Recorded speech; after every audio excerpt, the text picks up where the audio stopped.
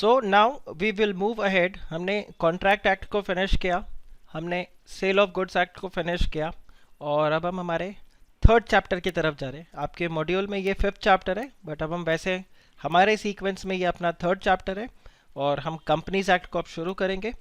और इस चैप्टर में अगर आप देखो तो यहाँ पर इंस्टीट्यूट क्या बोल रहा है, in this chapter the students are expose to the working knowledge. और वर्किंग नॉलेज भी किसमें, introductory part of the companies act. तो आपको जो पूरा कंपनीज एक्ट है, ठीक है, कंपनीज एक्ट को दो पार्ट्स में स्प्लिट किया है इंस्टीट्यूट ने। जैसे अगर आप फाउंडेशन कोर्स में देखोगे तो यहाँ पर आपको सिर्फ बेसिक इंफॉर्मेशन दिया जा रहा है, सिर्फ बेसिक इंफॉर्मेशन आपको पढ़ना है। अगर आप अपने इंटर लेवल को देखोगे तो इंटर लेवल पे आपको सेक्शन 1 से लेके सेक्शन 148 तक पढ़ाया जाएगा, ठीक है। और उसके बाद में जब आप फाइनल लेवल पे आ जाओगे तो आपको बैलेंस कंपनीज एक्ट पढ़ाया जाएगा, राइट फ्रॉम सेक्शन 149 टू 470। यह आपको इस तरह से पढ़ाया जाता है। यहाँ पर आपको बिल्कुल बेसिक्स पढ़ाया जा रहा है कंपनीज एक्ट का। इंटर में ये इतना पोर्शन हो जाएगा और फाइनल में आपको इतना पोर्शन हो जाएगा। तो यहाँ पर जब आप कंपनीज एक्ट पढ़ोगे तो आपको थोड़ा ऐसा लगेगा कि सर ने जितना डिटेल में हमें कॉन्ट्रैक्ट एक्ट पढ़ाया या जितना डिटेल में सेल ऑफ गुड्स एक्ट पढ़ाया, उतना डिटेल में कंपनी लॉ क्यों नहीं पढ़ा रहे, या कंपनीज एक्ट उतना डिटेल में क्यों नहीं डिस्कस कर रहे। बिकॉज कंपनीज एक्ट इतना डिटेल में आप कहाँ पढ़ोगे, इंटर में और फाइनल में। यहाँ पर तो आप जो पढ़ रहे हो वो खाली क्या रहेगा, आपके लिए बेसिक्स रहेगा, क्योंकि एग्जाम में जो क्वेश्चन आएगा वो इसी लेवल का आएगा, बेसिक्स लेवल का ही आएगा। तो that is why we will take इसको हम इसी उतने ही सीरियसनेस से पढ़ेंगे। हालांकि स्टिल ऐसा नहीं है कि मैं आपको कम पढ़ाऊंगा या इसको स्पीड में ले जाऊंगा, बट ओनली थिंग उतना ही जितना अपने को यहाँ पर ज़रूरत है, राइट। सो कॉन्ट्रैक्ट जैसे अपने लिए इंपॉर्टेंट था वो डिटेल में हमने पढ़ा, sale of goods act important था वो हमने पूरा डिटेल में पढ़ा। ये भी इंपॉर्टेंट है, इसका ये मतलब नहीं है एग्जाम में ये इंपॉर्टेंट नहीं है, बट इंस्टीट्यूट आपसे यहाँ पे क्या एक्सपेक्ट कर रहा है, वर्किंग नॉलेज। इन दोनों में क्या था, इन डेप्थ नॉलेज था। तो इसीलिए इसको हमने बहुत डिटेल में कवर किया। इसको हम डिटेल में इतना कवर नहीं करेंगे। मैं फिर से बता रहा हूँ, it is not that this is not important, this is equally important as contract act and as sale of goods act. But as far as companies act is concern, for foundation level आपको सिर्फ working knowledge चाहिए, तो इतना in depth में नहीं है। This is important but this is not in depth, दोनों में डिफरेंस है यहाँ पर, ठीक है। तो आपको ये दो पॉइंट ध्यान रखना है। अब आप देखो, मैं अगर आपसे यहाँ पे डिस्कस करता हूँ कंपनीज एक्ट के लिए, तो आप चेक करो कंपनीज एक्ट में ये आपका चैप्टर का पूरा ओवरव्यू है। प्रोबेबली मेरे को इसको पूरा फिनिश करने में तकरीबन 3 लेक्चर्स जाएंगे, and within 3 to 4 lectures, maximum 4 lectures में अपना 3 to 4 लेक्चर्स में, मिनिमम 3 मैक्सिमम 4 लेक्चर्स के अंदर अपना पोर्शन खत्म हो जाएगा। So if we see by Saturday I think we should be able to pack up our companies act, क्योंकि काफ़ी कम पोर्शन है यहाँ पर। तो आप चेक करो यहाँ पे कंपनीज एक्ट में ये आपका पूरा सिलेबस है, पूरे कंपनीज एक्ट का आपका पूरा सिलेबस है। और आप यहाँ पे देखो हमें क्या क्या पढ़ना है। We will study what is और what is a company, what are the features of company. Next हम यहाँ पर पढ़ेंगे कॉर्पोरेट व्हील का थ्योरी, ठीक है। और कॉर्पोरेट व्हील मतलब पर्दा, कंपनी का पर्दा। So how company and members they both are different. फिर हम ये भी पढ़ेंगे कि ये कॉर्पोरेट व्हील कब हटाया जाएगा। फिर हम पढ़ेंगे बेसिक्स कि एक कंपनी को किस तरह से इनकॉर्पोरेट किया जाता है, राइट। फिर हम यहाँ पर चेक करेंगे the concept of share capital in the company, will see कितने तरह के शेयर्स क्या है। फिर हम पढ़ेंगे यहाँ पर 2 charter documents of a company, that is memorandum and articles of association. इसके अलावा इन्हीं फीचर्स के अंदर हम ये भी कवर करेंगे कितने टाइप के कंपनीज होते हैं, how many type of companies are there. तो there is again a lot to know, a lot to discuss in our this chapter, right. So let's begin. और यहाँ पर देखो आपके पास आ गया इंट्रोडक्शन। अब आप मुझे बताओ, हम स्ट्रेट अवे कंपनीज एक्ट को हिट करते हैं, उससे पहले आप मुझे बताओ जस्ट एक general understanding that what is a company. अगर आपसे कोई पूछे कंपनी तो आप क्या रिप्लाई करोगे कि कंपनी क्या होता है। अब मुझे एकेडमिक आंसर नहीं चाहिए, मुझे बिल्कुल ये हम एग्ज़ाम का आंसर नहीं लिख रहे, तो आप मुझे बिल्कुल वैसे नहीं बताओ कि company is a artificial person and all, मुझे वैसा नहीं। I just want to know that what is a company, किसी को आपको समझाना है, किसी ऐसे इंसान को जिसको इतना ज़्यादा टेक्निकल नॉलेज नहीं है, तो आप कैसे समझाओगे कि कंपनी क्या होता है? What will you define in the company?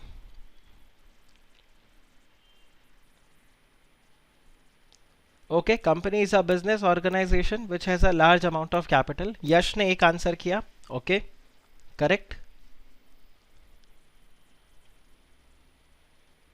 Big institutions जो बिजनेस करते हैं, ओके नेमिन। तो छोटे कंपनी क्यों बोलते हैं फिर हम, छोटे कंपनीज क्यों बोलते हैं? क्या सिर्फ कंपनीज, बड़े बिजनेसेस ही कंपनीज होते हैं? ये देखो जय, मैंने इसी आंसर के लिए मना किया था that company is a artificial person created by law. What else आप लिख सकते हो, और क्या बताओगे? ये एकेडमिक आंसर हो गया। आपको किसी ऐसे इंसान को समझाना है जिसको इतना लॉ नहीं पता। Which employ employs large number of members, okay, which employ large members, okay. आप मेंबर्स को एम्प्लॉय करते हो, which employ large number of members, member को एम्प्लॉय किया जाता है। Institution which has a main motive of earning profit, okay, जो उसके शेयर्स होते हैं मार्केट में। अच्छा, जिनके शेयर्स मार्केट, तो जिनके शेयर्स मार्केट में नहीं होंगे वो कंपनी नहीं। Company issues shares, okay, company shares issue करते हैं, ऑल राइट। और बताइए।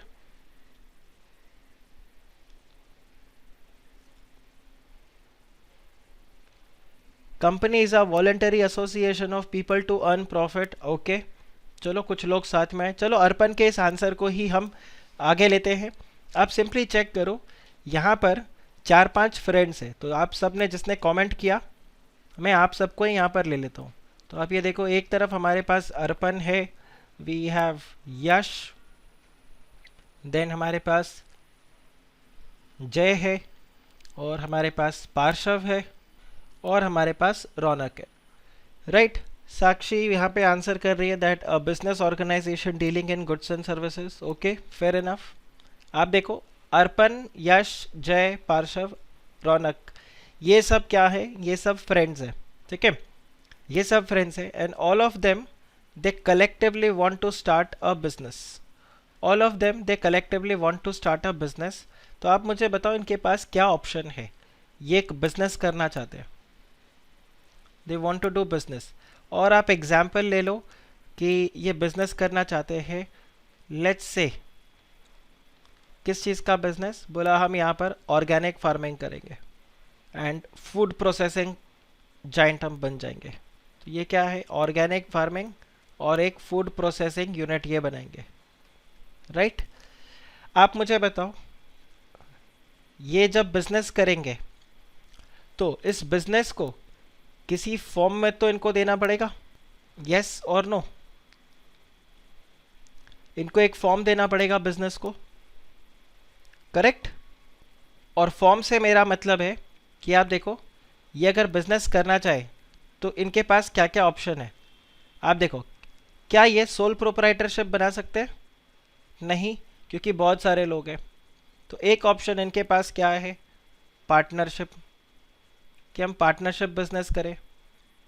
एक ऑप्शन इनके पास होगा कि हम यहाँ पर क्या कर ले, एक सोसाइटी बना ले, इनके पास ऑप्शन है।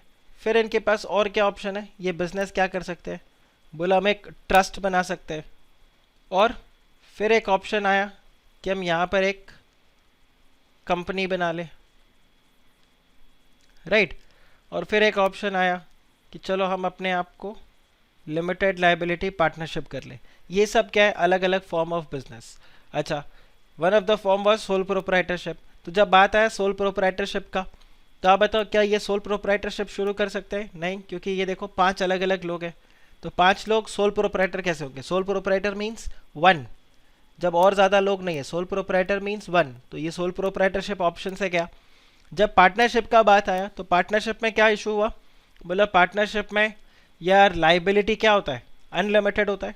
सारे पार्टनर्स का लाइबिलिटी अनलिमिटेड रहेगा, रिस्क है। कल को अर्पण ने यहाँ पर फूड प्रोसेसिंग में कुछ मिस्टेक कर दिया और किसी के खाने की वजह से कुछ हमारे फूड को कंज्यूम करके किसी को कुछ हो गया तो फालतू यार हमारे पे पूरा केस बन जाएगा।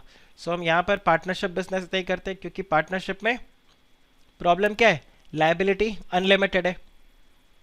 बोला सोसाइटी बनाते हैं, बोला सोसाइटी बनाएंगे तो हम खाली स्मॉल स्केल पे काम कर पाएंगे, हम लार्ज स्केल पर काम नहीं कर सकते, क्योंकि सोसाइटी अपने म्यूचुअल मेंबर्स के बेनिफिट्स के लिए रहता है, तो हम लार्ज स्केल पर काम नहीं कर सकते। तो बोला सोसाइटी भी ख़त्म कर दो। बोला ट्रस्ट बनाते हैं, बोला ट्रस्ट तो तब होता है किसी के बेनिफिट के लिए और उन सब के लिए, बिजनेस करने के लिए कोई ट्रस्ट ऐसा नहीं बनाता, तो बोला ट्रस्ट भी हटा दो। फिर आया बोला लिमिटेड लायबिलिटी पार्टनरशिप कर लेते हैं, कि भाई पार्टनरशिप में इशू है तो लिमिटेड लायबिलिटी पार्टनरशिप करते हैं, इसमें मेंबर्स का लायबिलिटी लिमिटेड रहेगा। बट प्रॉब्लम क्या है कि मेंबर्स का लायबिलिटी लिमिटेड तो रहेगा, बट किसी एक मेंबर का लायबिलिटी अनलिमिटेड होना पड़ता है इसमें भी। तो वो कौन बनेगा? अर्पण बोलता है यश को बना देते, यश बोलता है जय को बना देते, जय बोलता है पार्श्व को बना देते, पार्श्व रौनक का नाम लेता है, रौनक अर्पण का नाम लेता है। तो कोई भी वो डेजिग्नेटेड पार्टनर नहीं बनना चाहता जिसका लायबिलिटी क्या हो, अनलिमिटेड हो। तो लिमिटेड लायबिलिटी पार्टनरशिप भी आउट हो गया। अब ये सब के पास ऑप्शन क्या बचा कि हम एक क्या करते हैं, कंपनी फॉर्म करते हैं। So company is nothing, it is just the form of doing business. हमारा अगला चैप्टर लिमिटेड लायबिलिटी पार्टनरशिप होगा, वो भी क्या है, it is nothing, it is just the form of doing business. Same way अगर आप पार्टनरशिप का बात करोगे, वो भी क्या है, nothing, just the form of doing business. Partnership is also just the form of doing business. तो company is nothing, it is just a form of doing business. आपको अगर बिजनेस करना है, काम धंधा करना है, तो आप कंपनी के फॉर्म में कर सकते हो। अब ये जो बिजनेस होते हैं, हो सकता है ये बिजनेस आप लार्ज स्केल पे करो, हो सकता है ये बिजनेस आप स्मॉल स्केल पे करो, हो सकता है आपके पास बहुत ज़्यादा लार्ज नंबर ऑफ एम्प्लॉयज़ हो, मेंबर्स हो, और हो सकता है आपके पास बहुत ही कम हो। तो कंपनी फॉर्म करने के लिए भी अगेन कोई ऐसा नहीं है कि लार्ज तरीके का बिजनेस होगा तो ही आप कंपनी फॉर्म करोगे, आप स्मॉल स्केल पे काम करते हो तो भी आप कंपनी को फॉर्म कर सकते हो। तो कोई ऐसा रेस्ट्रिक्शन यहाँ पर नहीं है that you can not form the business और anything straight away, it is what. तो आप सिंपल ध्यान रखना, company is nothing, it is just the form of doing business. But अगर हम कंपनी की बात करते हैं, it is a form of doing business, तो आप देखो कंपनी एक बहुत ही प्रोफेशनल वे है काम करने का। It's a professional way of doing business. Why professional way? हम क्यों बोलते हैं company is a professional way of doing business? क्योंकि देखो जब आप एक कंपनी को स्टार्ट करते हो, ठीक है, तो कंपनी के टोटल जो डू है, dos and the don'ts, all the dos and don'ts, ये सब गवर्नड होगा by the companies act. These all are governed by companies act. एक एक्ट होगा जो एक्ट क्या करेगा, इनके सारे डूज एंड डोंट्स को बताएगा कि किसी भी काम को ये कैसे कर सकते हैं। In fact not just dos and don'ts, companies act इनके कुछ और क्वेश्चंस को भी आंसर करेगा, जैसे कि व्हाट, हाउ, राइट, इन सब को भी आंसर कौन करेगा, कंपनीज एक्ट आंसर करेगा। What is going to be the business, what can not be the business, how this is a particular thing will be done, right, everything, do's and don'ts, ये सब govern क्या करता है, companies act. So it is not like a sole proprietorship कि आप जब मन तब बिजनेस को शुरू कर दो, जब मन तब आप बिजनेस को बंद कर दो, जब मन तब आपने बिजनेस में पैसा लगा दिया, जब मन तब आपने पैसा निकाल दिया। तो आपके ये सब जो होते हैं डूज एंड, बहुत बेसिक्स में आपको यहाँ पे बता रहा हूँ कि जो कंपनीज एक्ट है, ये सब dos and don'ts, how, what, everything, it, ये सब आंसर कौन कर देता है, कंपनीज एक्ट आंसर करता है। अब अगर आप देखो ये जो कंपनीज एक्ट है, एट प्रेजेंट इंडिया में जो कंपनीज एक्ट चल रहा है, ये है कंपनीज एक्ट ऑफ 2013, ठीक है। हम शॉर्ट में सीए लिखेंगे यहाँ पे, but CA is not chartered accountancy here, it is companies act. So at present आपके पास क्या है, कंपनीज एक्ट ऑफ 2013, ओके। इससे पहले हमारे पास जो एक्ट था वो कौन सा था, कंपनीज एक्ट ऑफ 1956। 1956 से हमारे पास कौन सा कंपनीज एक्ट था, we had the companies act of 1913। इससे पहले हमारे पास कौन सा कंपनीज एक्ट था, 1882 का कंपनीज एक्ट।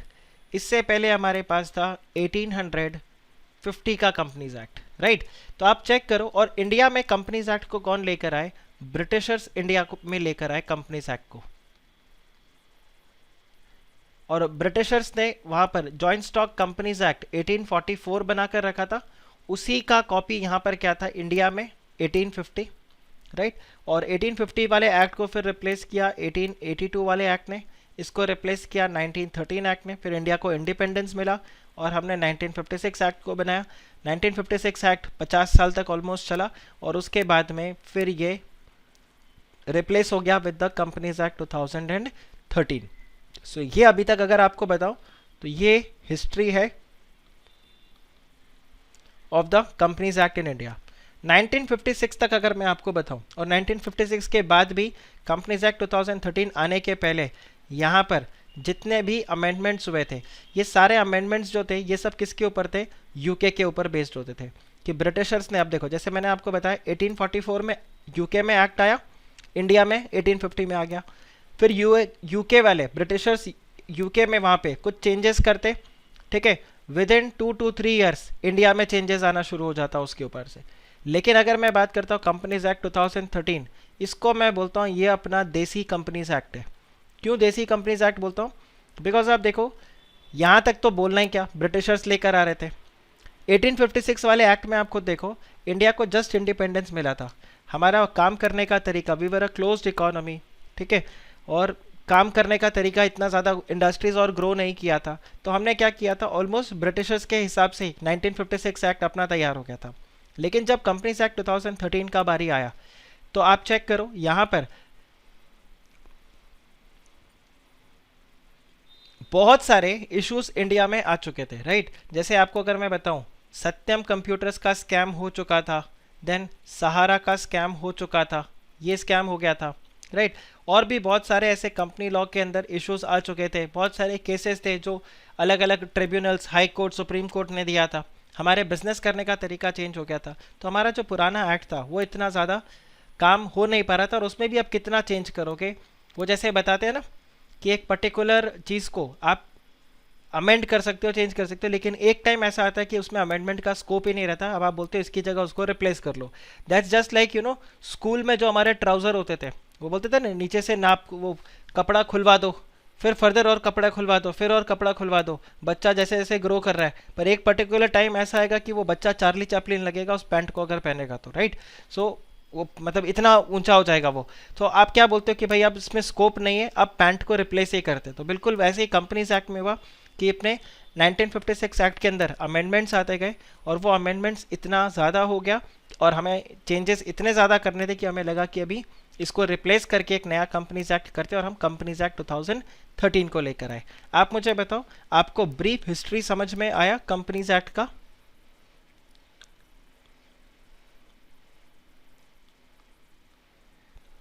ये आपको क्लियर हुआ, राइट।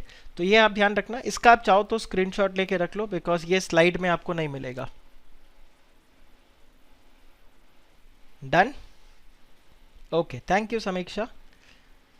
फिर आप देखिए, अब ये देखो, ये आया companies act 2013। So this was enacted to consolidate and amend the law relating to companies. ये बेसिकली क्या हो गया, ये बन गया प्रीएम्बल, ये हो गया preamble of the companies act. और companies act 2013 this was preceded by 1956 act. तो हमने अभी देखा इससे पहले 1956 एक्ट था।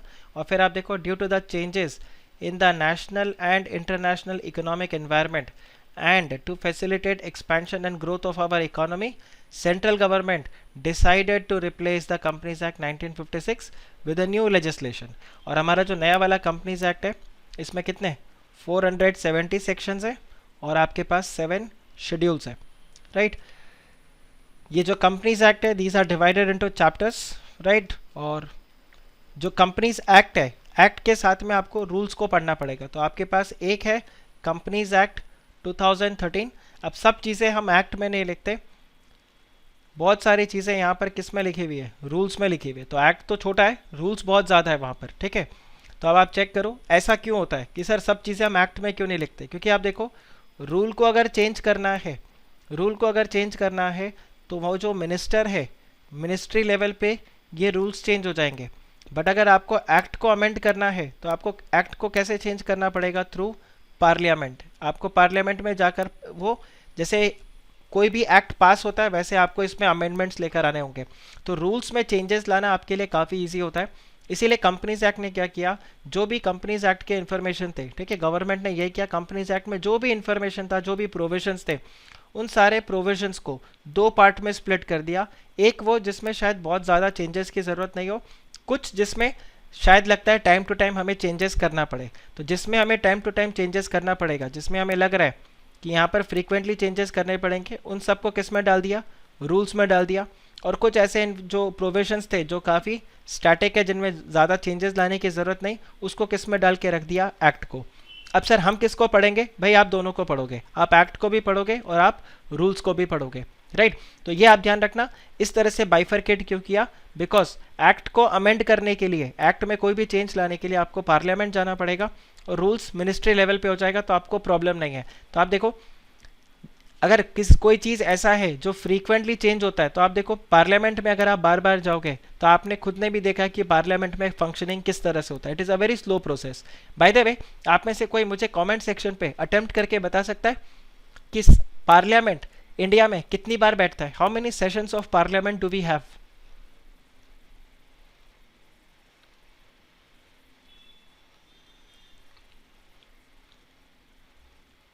पार्लियामेंट के कितने सेशंस होते हैं इंडिया में? 3। Very good. क्या आप वो तीनों सेशंस का नाम बता सकते हो?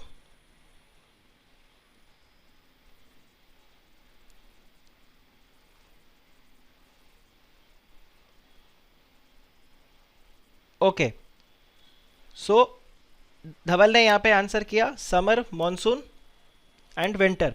तो यहाँ पर समर नहीं, इसको हम बोलते हैं बजट सेशन, जो कि फेब में आता है, उसको बजट सेशन बोलते हैं। और अभी जो जुलाई में आएगा उसको हम बोलते हैं मॉनसून सेशन। और एक नवंबर एंड दिसंबर में आपको मिलता है, जिसको हम बोलते हैं winter session, right. Okay, very good Raunak. Right, so problem ये कि पार्लियामेंट में बार बार जाके आपको अमेंड करना पड़ेगा। तो पार्लियामेंट एक तो बैठती 3 सेशंस में, फिर पार्लियामेंट के अंदर भी जब होता है फंक्शनिंग, तो प्रॉपरली काम पूरा हो नहीं पाता, राइट। और वो किसी भी चेंज को लाना काफ़ी डिफिकल्ट हो जाता है। इसके लिए गवर्नमेंट क्या करती है, इसको रूल्स में मिनिस्ट्री के ऊपर लेके आ गए। अब जो भी रेलेवेंट मिनिस्ट्री है वो उसमें जो भी चेंज लाना चाहे वो लेके आ सकता है। अच्छा, कंपनीज एक्ट जो है, this is governed by which ministry? Companies Act is governed by which ministry? It is governed by Ministry of Corporate Affairs.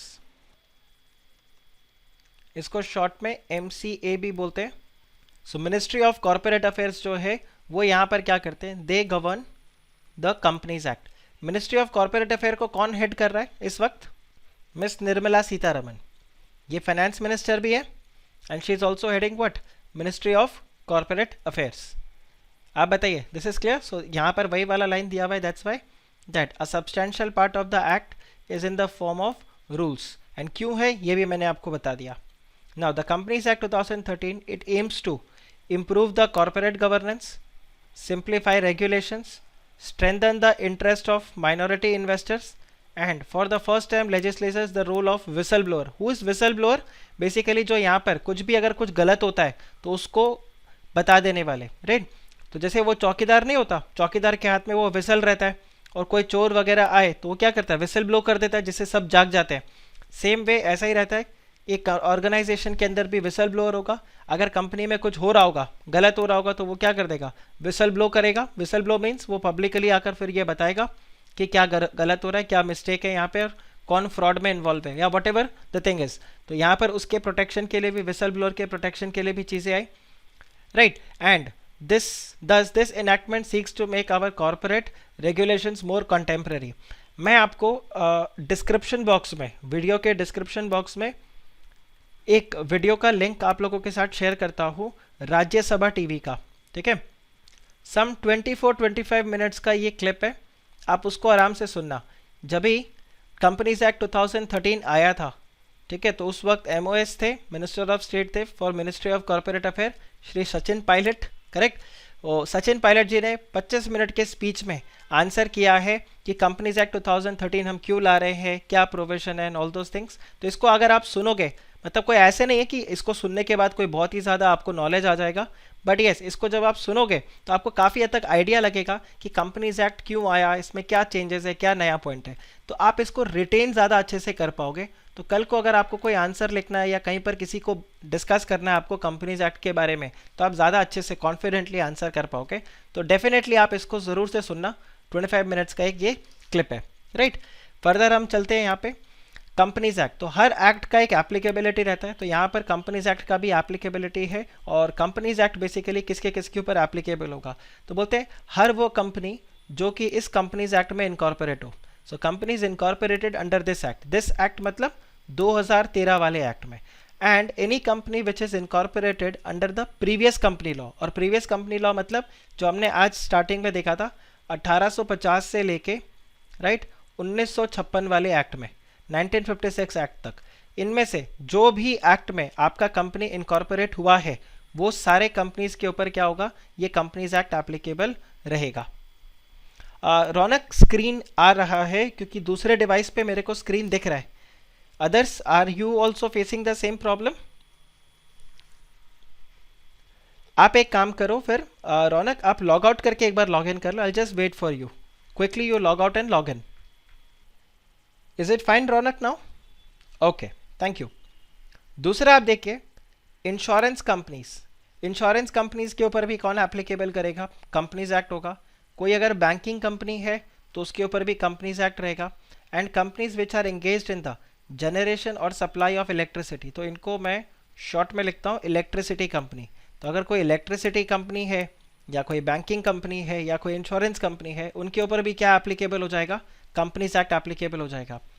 पर अगर आप देखो तो इसके आगे कुछ एक्सेप्ट लिखा हुआ है, कुछ एक्सेप्शंस दिए हुए हैं। अब देखो इनका एक्सेप्शंस क्यों दिया हुआ है। इफ़ यू रिमेंबर, जब मैंने आपको सेल ऑफ गुड्स एक्ट शुरू किया था, फर्स्ट सेशन में मैंने आपको क्या बोला था कि सेल ऑफ गुड्स एक्ट जो है ये कैसा है, ये एक स्पेसिफिक एक्ट है, ये स्पेसिफिक टाइप की, ये भी एक तरीके का कॉन्ट्रैक्ट एक्ट ही है, लेकिन एक ये स्पेसिफिक कॉन्ट्रैक्ट्स को कवर करता है जिसमें हम किसके बारे में डिस्कस करते हैं, ओनली गुड्स, और वो भी गुड्स कौन सा जो कि पैसों में डील किया गया हो, प्राइस में डील किया गया हो, एटलीस्ट पार्शली तो ये पैसों में डिस्कस होना चाहिए। बार्टर करोगे तो सेल ऑफ गुड्स एक्ट नहीं आएगा, यस और नो? सो आपको यहाँ पर क्या ध्यान रखना है कि ये जो कंपनीज एक्ट है ये आपका जनरल एक्ट है, ठीक है। इंश्योरेंस कंपनी के लिए इनका अपना एक स्पेसिफिक एक्ट है, that is insurance act and insurance regulatory development act, IRD act. Same way banking companies के लिए इनका एक स्पेसिफिक एक्ट है, that is banking regulation act. Same way electricity company, अब वो चाहे इलेक्ट्रिसिटी जनरेट करता हो या इलेक्ट्रिसिटी को सप्लाई करता हो, इनके लिए भी अपना एक स्पेसिफिक एक्ट है, दैट इज इलेक्ट्रिसिटी एक्ट 2003। तो जहां पर भी कंपनीज एक्ट में और insurance act, banking regulation act, electricity act, इनके किसी स्पेसिफिक एक्ट में झगड़ा हो जाएगा तो आप मुझे बताओ कौन जीतेगा, कंपनीज एक्ट या specific act? It will be specific act, companies act नहीं। लेकिन जहां पर ये स्पेसिफिक एक्ट साइलेंट है वहां पर आपको कंपनीज एक्ट को फॉलो करना होगा। जैसे सेल ऑफ गुड्स एक्ट में आपको अगर याद हो, सेल ऑफ गुड्स एक्ट और कॉन्ट्रैक्ट एक्ट के बीच में अगर झगड़ा होगा तो कौन प्रिवेल करेगा, sale of goods act prevail करेगा। लेकिन जहां पर sale of goods act silent है वहां पर कॉन्ट्रैक्ट एक्ट के प्रोविजंस ही एप्लीकेबल होंगे। तो यहां पर भी बिल्कुल वैसा है कि insurance company, banking company and electricity company, इनके ऊपर भी क्या एप्लीकेबल होगा, कंपनीज एक्ट ही एप्लीकेबल होगा। लेकिन जहां पर इनका और इनके जो स्पेसिफिक एक्ट है उनके बीच में झगड़ा हुआ वहां पर फिर कौन प्रिवेल करेगा, इनका अपना स्पेसिफिक एक्ट प्रिवेल करेगा। अब वो चाहे इंश्योरेंस कंपनी के लिए इंश्योरेंस रेगुलेटरी डेवलपमेंट एक्ट हो, चाहे इंश्योरेंस एक्ट हो, या फिर वो बैंकिंग रेगुलेशन एक्ट हो फॉर अ बैंकिंग कंपनी, या फिर इलेक्ट्रिसिटी एक्ट हो फॉर अ इलेक्ट्रिसिटी कंपनी, तो ये इनका स्पेसिफिक एक्ट प्रिवेल करेगा।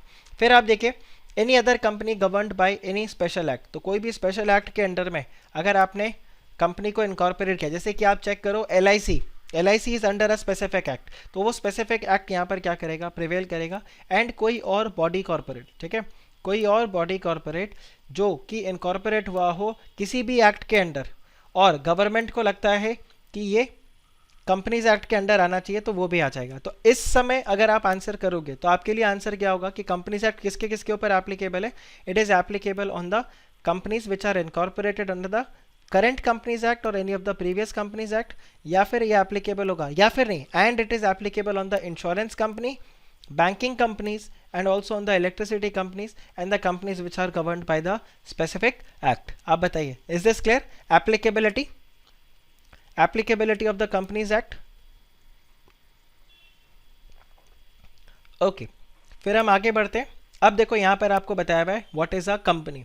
तो सिंपल यहाँ पर ये कुछ आपको इधर डेफिनेशंस दिए हुए हैं कि कंपनी इज अ, जो आप लोगों ने स्टार्ट में भी आंसर किया था, तो ये वही वाले प्रोविजन है, ये आप रीड कर लेना इसको. आप देखो मैं यहाँ वाले डेफिनेशन के ऊपर इंटरेस्टेड हूँ. क्यों? क्योंकि कंपनीज एक्ट क्या डिफाइन करता है. So companies act simply company को ऐसे डिफाइन करता है that company means a company which is incorporated under this act और any of the previous company law. Right. अब इसको पढ़ के आपको कोई बहुत ज़्यादा कंपनी के बारे में पता नहीं चलेगा, इसीलिए यहाँ पर क्या लिखा हुआ है, as we shall progress under the chapter the meaning of the term company will be understood by the students. क्योंकि हम आगे चलकर नेक्स्ट क्या डिस्कस करने वाले हैं, the features of the company. तो आप देखिए यहाँ पर आपको दिखेगा further features of the company. तो आप ये देखिए, it is a separate legal entity. No why do we call it as a separate legal entity? क्योंकि कंपनी और कंपनी के जो मेंबर्स होते हैं, देखो हर कंपनी के अंदर जैसे कोई भी बिजनेस होता है, राइट, और उसका ओनर होता है. अकाउंटिंग टर्म में आपने सुना होगा एंटिटी कॉन्सेप्ट. अकाउंटिंग प्रिंसिपल्स में आपने पढ़ा ये बिजनेस एंटिटी कॉन्सेप्ट. ये अकाउंट्स में आपने पढ़ा है business entity concept? No, for sure आपने पढ़ा होगा बिजनेस एंटिटी कॉन्सेप्ट.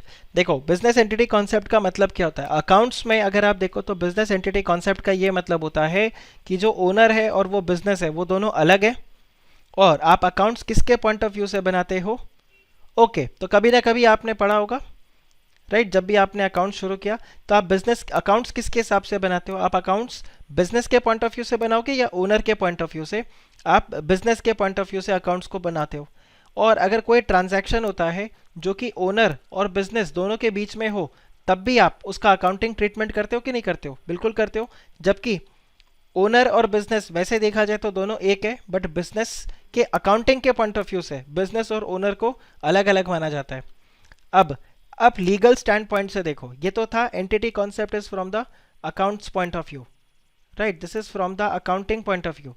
अगर आप इसको लीगल पॉइंट ऑफ व्यू से देखो तो बिजनेस और ओनर वैसे दोनों सेम माना जाएगा. ठीक है, बिजनेस और ओनर दोनों सेम माना जाएगा. Jethalal Gada electronics both are same, they both are not different.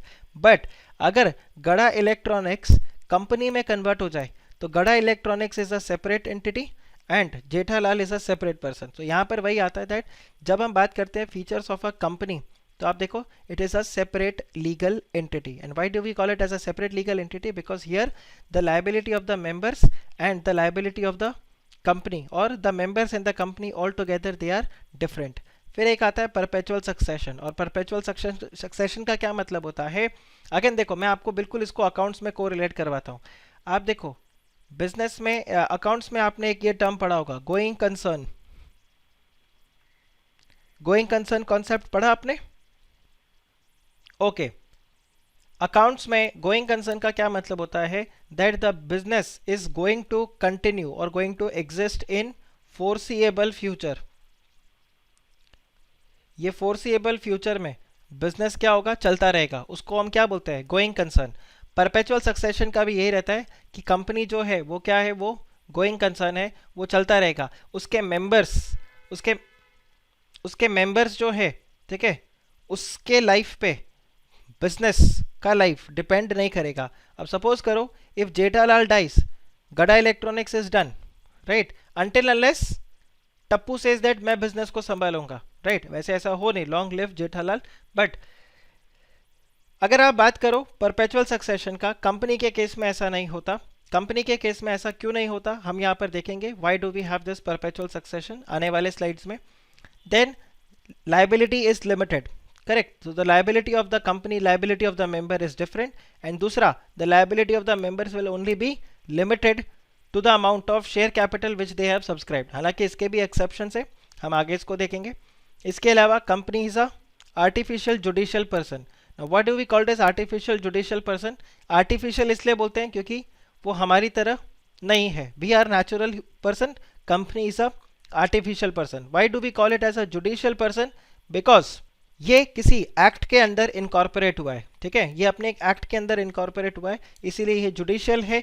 और ये आप देखो अपना पर्सन, बिकॉज ये एग्जिस्ट करता है। सो यहाँ पर आप देखो company can act through human agency only, वो खुद से काम नहीं कर सकता, इसीलिए आर्टिफिशियल है। दूसरा, कंपनी जो है, क्योंकि ये आर्टिफिशियल जुडिशियल पर्सन है, ये ऑल टुगेदर एक अलग से एंटिटी है अपने मेंबर से अलग, तो इसके पास कैपेसिटी है कि ये किसी के ऊपर केस फाइल कर सकता है, कोई इसके ऊपर केस फाइल कर सकता है, और ये अपने नाम पर भी कॉन्ट्रैक्ट में एंटर कर सकता है, इसीलिए हम इसको क्या बोलते हैं, it is artificial judicial person. हम यहाँ पर अब एक एक जो ये प्रोविजन, हमने जो 4 फीचर्स को डिस्कस किया, इसको एक एक करके हम डिटेल में डिस्कस करते हैं। तो सबसे पहले हम देखते हैं यहाँ पे सेपरेट लीगल एंटिटी। तो सबसे बड़ा डिस्टिंक्टिव फीचर जो है किसी भी कंपनी का, the most striking feature of a company is what, that it has a separate legal entity concept, right. Members और ओनर्स वो दोनों क्या है, अलग। तो आप ये देखो यहाँ पर क्या दिया हुआ है, in other words when a company is registered it is clothed with a legal personality. It comes to have almost the same rights and the powers as of the human being. Correct? But क्या company vote कर सकता है? क्या company vote कर सकता है? क्या company बोल सकता है अब की बार मोदी सरकार? No. Why?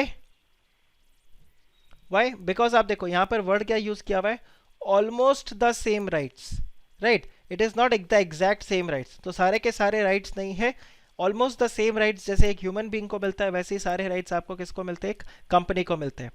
Then its existence is distinct and separate from its members.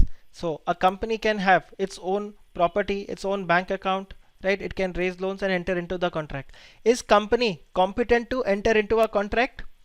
Is company competent to enter into a contract? Answer is yes. Company is competent to enter into a contract in its own name, right? तो यहाँ पर वही वाला scenario है.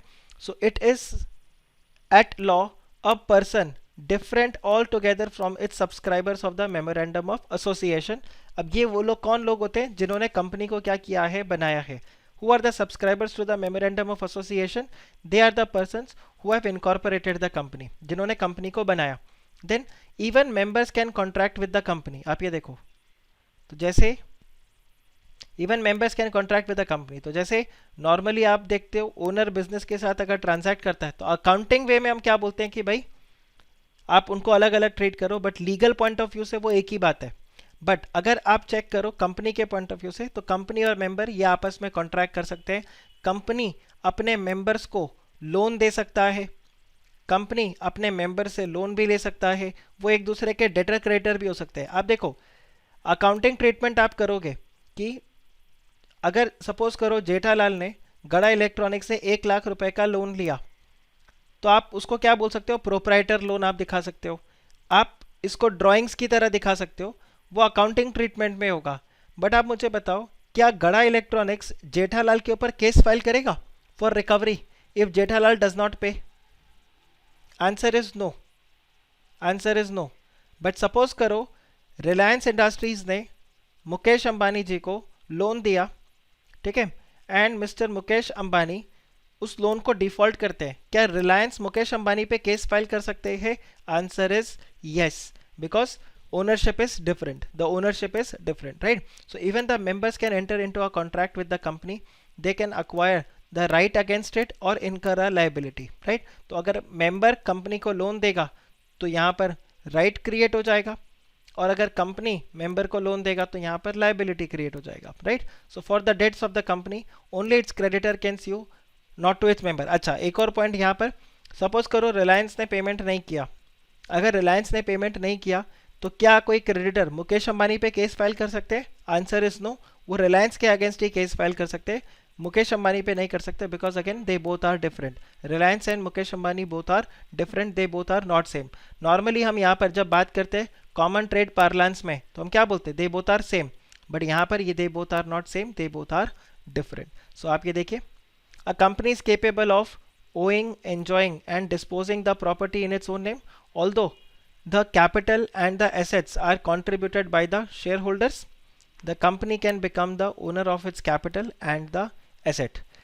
एक और point आप यहाँ पर देखना, आप चेक करिए कि जब हम बात करते हैं एक कंपनी के लिए, तो आप देखो कंपनी और मेंबर, आप इस तरह से चेक करो, देखो यू हैव अ कंपनी, और मैं आपको बताता हूँ ये है कंपनी का बैलेंस शीट, और यहाँ पर कंपनी के एसेट्स है, और यहाँ पे कंपनी के 2 शेयर होल्डर्स है।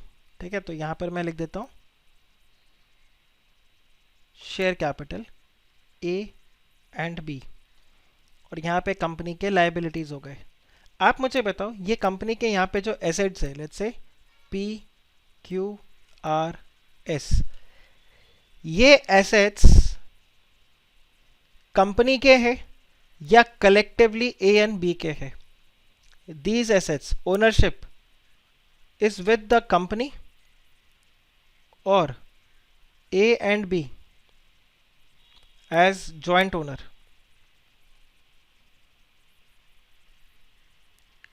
सो आप सब ने आंसर किया है कंपनी, तो करेक्ट आंसर भी क्या है? कंपनी। अगर मैं इसको रिप्लेस कर दूं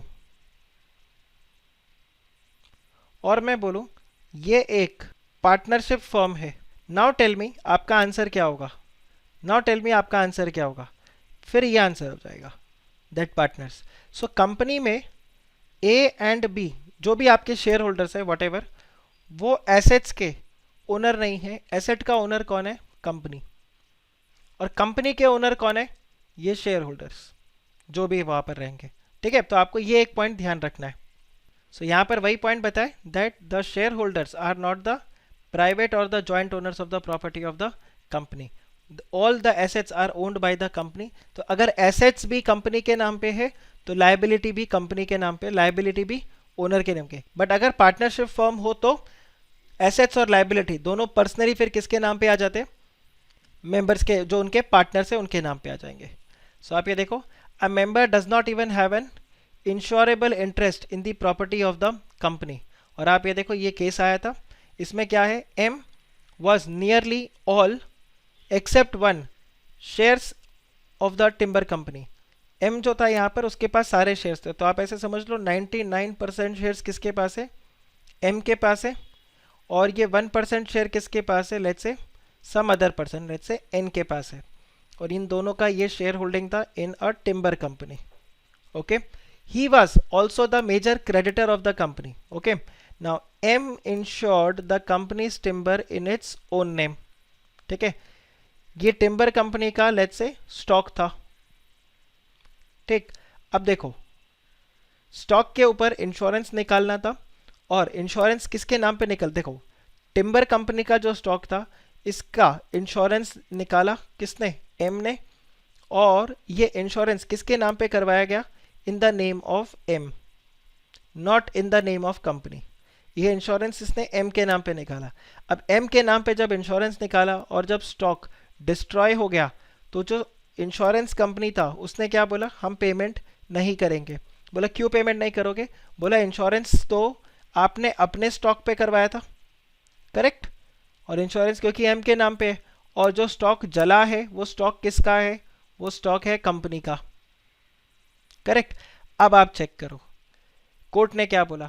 the timber was lost in fire. Now M claimed insurance compensation, held that the insurance company was not liable to him as no shareholder has any right to any item of the property which is owed by the company, for he has no legal or equitable interest in them.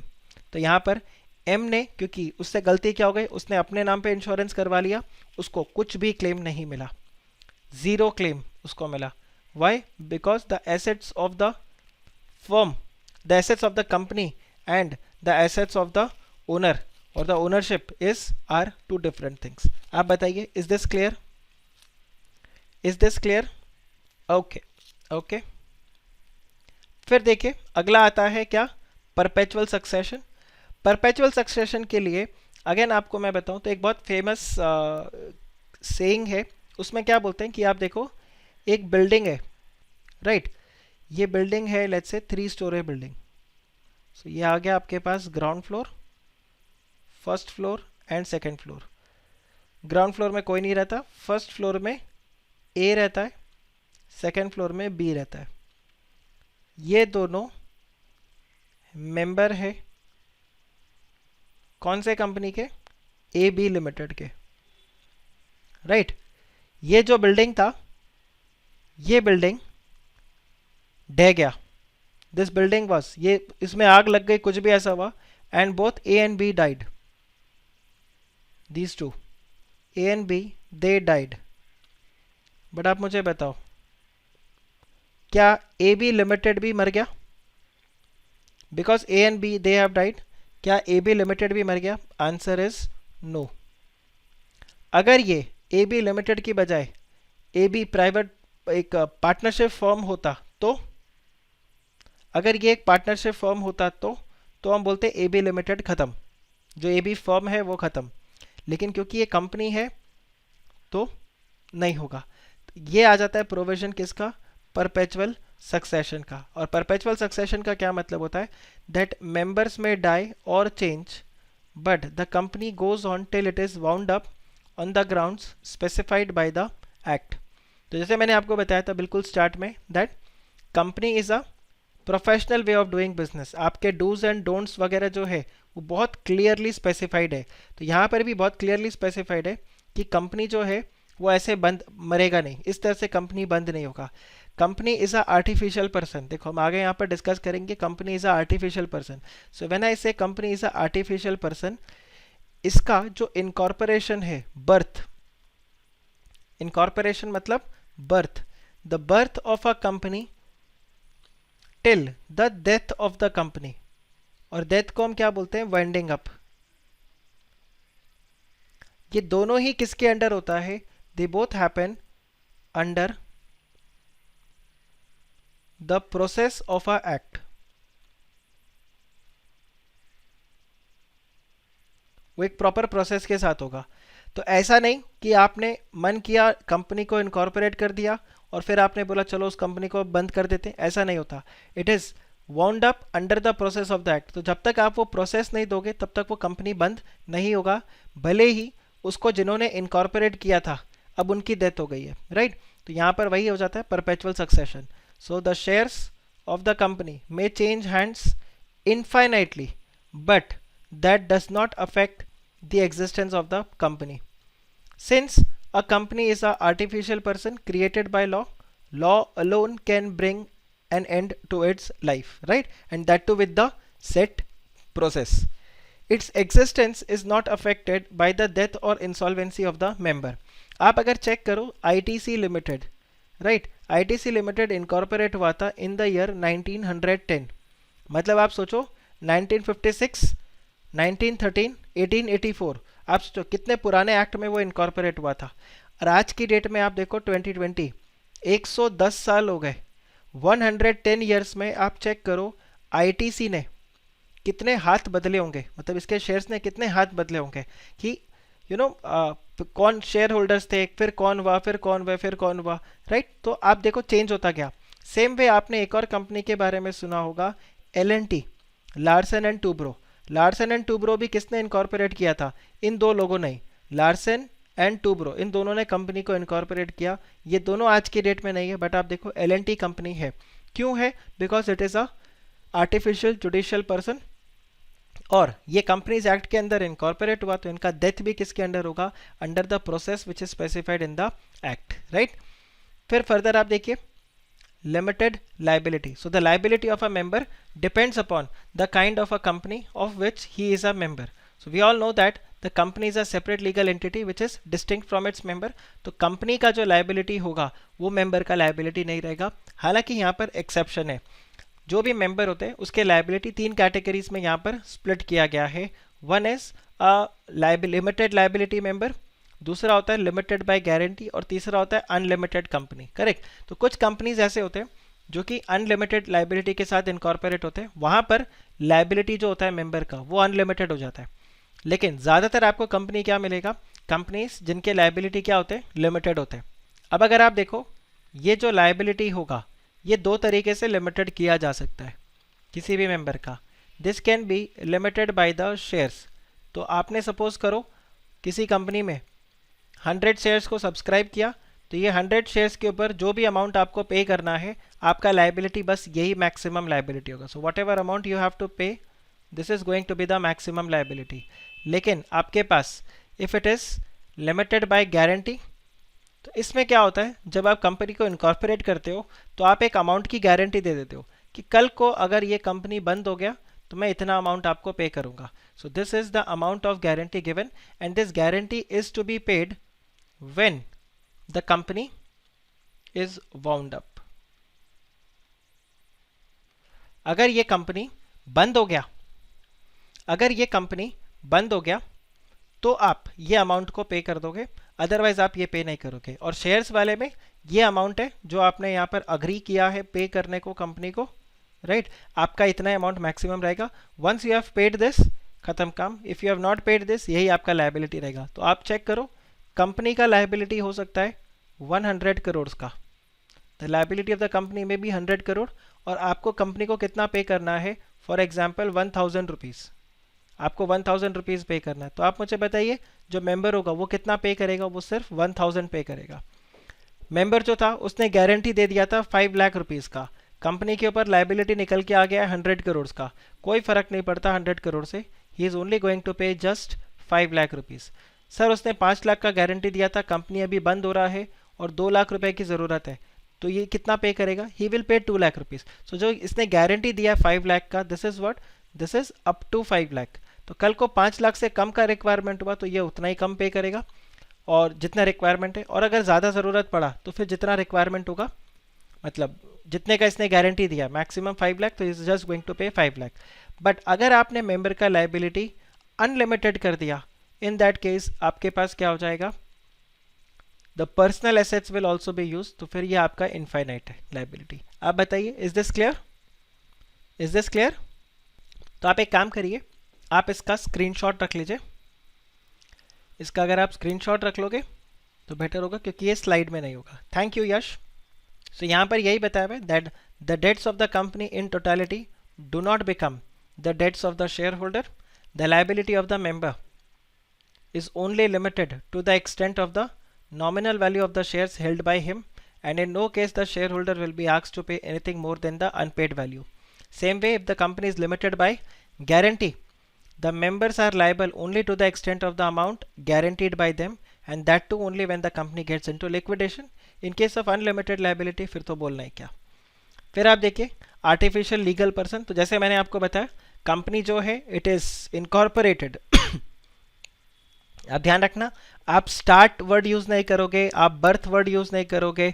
आप word क्या use करोगे, incorporated. And word use नहीं करोगे, ये start and and ये सारे words आप use नहीं करोगे. what word you have to use when you write about the company, it is what, it is incorporated and winding up. incorporated and winding up, आप ये दो टर्म को use करोगे whenever you are going to talk about a company. जय बोल रहा है मेरा डाउट है ऊपर. बताओ, इससे ऊपर तो कुछ लिखा ही नहीं है मैंने. जय आपका डाउट क्या है बताओ. अच्छा, चैट में ऊपर, चैट में ऊपर तो क्या कंडीशन होगी जब उसको क्लेम मिल सकता है, ये वाला बात आप बात कर रहे हो चैट में.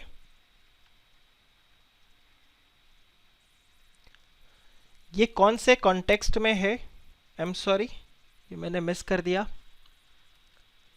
क्लेम वाला, आप इस वाले इंश्योरेंस क्लेम का बात कर रहे हो, ये वाला इंश्योरेंस क्लेम का बात कर रहे हो. नहीं मिलेगा उसको, एम को नहीं मिलेगा.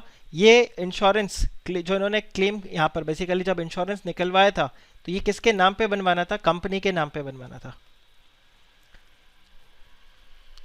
या फिर यहाँ पर एम को ये शो करना पड़ेगा कि जो स्टॉक डिस्ट्रॉय हुआ है वो स्टॉक कंपनी का नहीं था, वो स्टॉक मेरा था, उसको शो करना पड़ेगा, पर्सनल कैपेसिटी में था.